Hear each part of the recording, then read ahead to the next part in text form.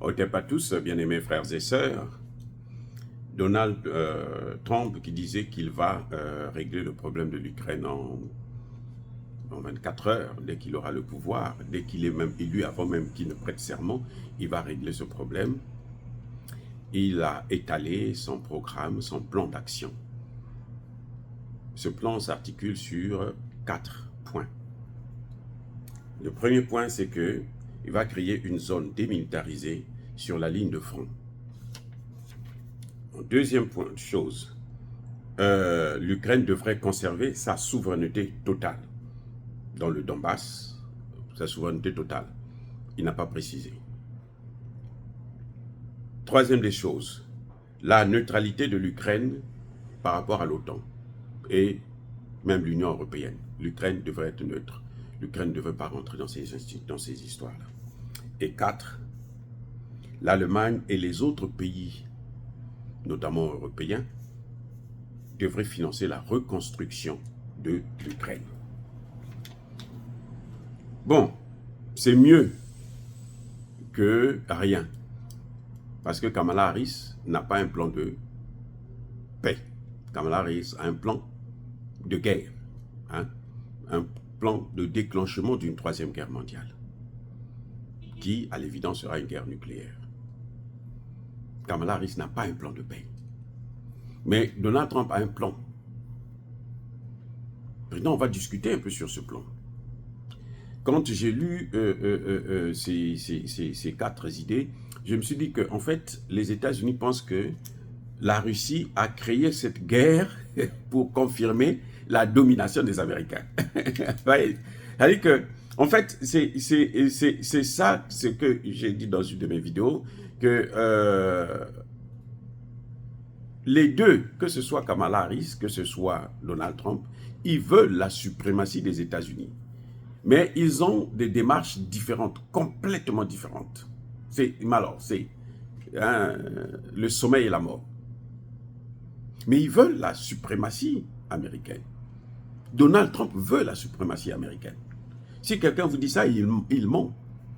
Ce plan que Donald Trump vous présente là, c'est quoi? Mais c'est la suprématie.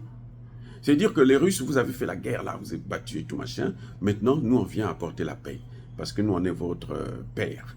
Père des Russes, père des Ukrainiens. Nous avons décidé maintenant, faites la paix. Bon, toi, tu prends ça et taisez-vous. Celui qui n'écoute pas, je le tabasse et puis on n'en parle plus. Voilà la plus grosse erreur de Donald Trump.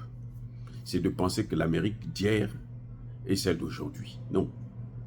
La puissance que l'Amérique avait là, elle s'est volatilisée, notamment avec la guerre en Ukraine. Personne n'osait s'attaquer à un pays qui coopère avec les États-Unis. Personne.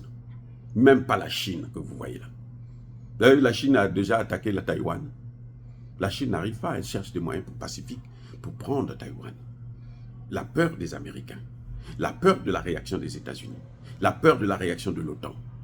C'est pour ça que ce que vous voyez à Taïwan, c'est ça, il n'y a pas autre chose. Mais cette peur-là, la Russie est allée au-delà de cette peur. La Russie a surmonté cette peur. Et la Russie est en train de nous prouver que, mais effectivement, les États-Unis font peur pour rien. Ils ne sont pas aussi forts que ça. Ce n'est pas des dieux. D'ailleurs, les États-Unis font toujours des guerres par procuration. La Seconde Guerre mondiale, là, écoutez bien, la Seconde Guerre mondiale a été gagnée par les Russes et les Africains.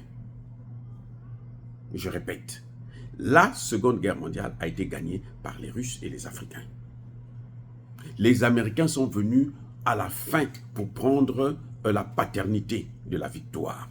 C'est ce qu'ils sont en train de vouloir faire avec l'Ukraine. C'est ça le plan de Donald Trump.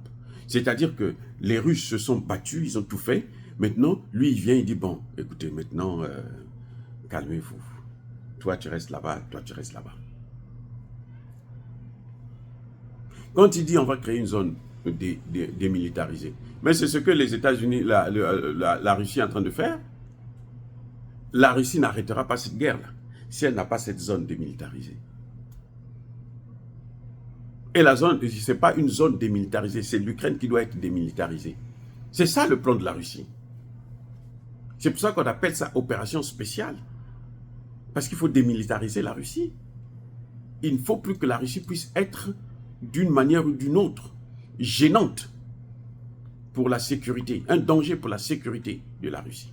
Voilà ce que la Russie veut, ce que Poutine veut. Donc lui, quand il parle de zone démilitarisée, c'est ce que Poutine dit. Maintenant, lui dit, ça va se passer sur la ligne de front. Oh, donc la partie que la Russie a occupée là, le Donbass là, hein, ça va appartenir à l'Ukraine. L'Ukraine va garder la souveraineté sur ça. Et puis, les États-Unis vont mettre leur armée là. C'est pire que ce que la Russie craignait. Vous voyez pas que c'est un peu dingue? Il y a un problème là avec Trump. Je suis content qu'au moins lui, il parle de la paix. Au moins ça c'est déjà très bien. Mais maintenant, ce qu'il dit, ce qu'il demande pour la paix là, c'est incompréhensible. C'est insoutenable. C'est inadmissible, c'est inacceptable. Zone démilitarisée sur la ligne de front. Donc le Donbass, là, ça va être une zone démilitarisée. L'Ukraine pourra continuer à avoir son armée. C'est ce que ça veut dire. L'Ukraine aura son armée. La zone démilitarisée, là, le Donbass, là, les Américains vont venir renforcer ça. Les Américains vont venir mettre des bases militaires, vont venir mettre des missiles, des nucléaires et autres, prêts à attaquer la Russie. Mais vous voyez, vous pensez que mais il faut être fou pour faire de telles propositions à des gens sensés comme Poutine. Ça, c'est se moquer des gens. Zone démilitarisée. C'est quoi là? Où? Sur la ligne de front. Donc, la partie là où ils sont en train de se battre là, ce que la Russie veut occuper là. On dit, bon, les terres que, malgré le référendum là, on oublie ça. C'est maintenant nous les Américains qui allons se mettre entre vous. Vous les petits enfants, les vauriens là. Moi, je vais me mettre entre vous pour vous donner, apporter la paix, pour que vous vous calmez.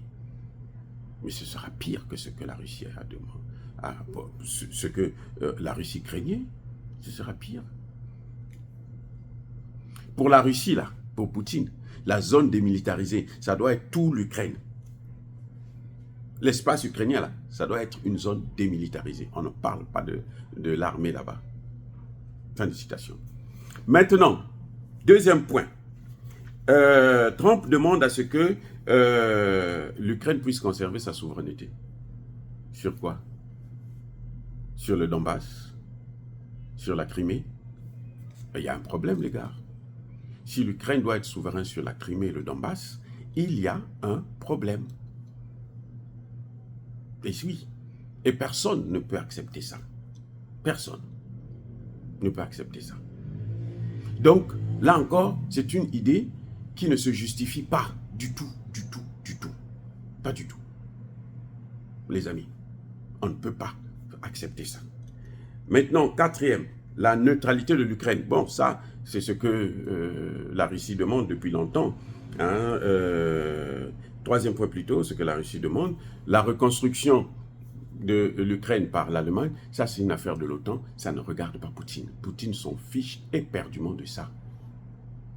Quand on reconstruise l'OTAN, qu'on ne reconstruise pas, ce n'est pas l'affaire de Poutine. Poutine, ce qu'il veut, c'est que l'Ukraine soit démilitarisée. Toute l'Ukraine.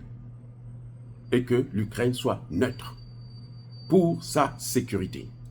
Et les Américains ne peuvent pas venir changer ça. Si c'est ça le plan de paix, il n'y aura pas de paix. Parce que pour ça, là, il faut maintenant continuer la guerre. Dire cela, c'est inciter à la haine ou à la violence. Non. Yaba colère, Yamalem. Encore une fois de plus, bien aimés frères et sœurs, je persiste et je signe. Soyez bénis, abondamment bénis par le Dieu des Kémites et par nos ancêtres angélisés. Mais que tous ceux qui persécutent le continent africain, le pillent et le déstabilisent, qu'ils soient noirs, blancs, chinois, arabes, juifs, indiens, qui qu'ils soient punis, maudits, foudroyés, neutralisés, écrasés, effacés par le Dieu des Kémites et par nos ancêtres angélisés. Vive l'Afrique éternelle, j'ai dit et j'assume.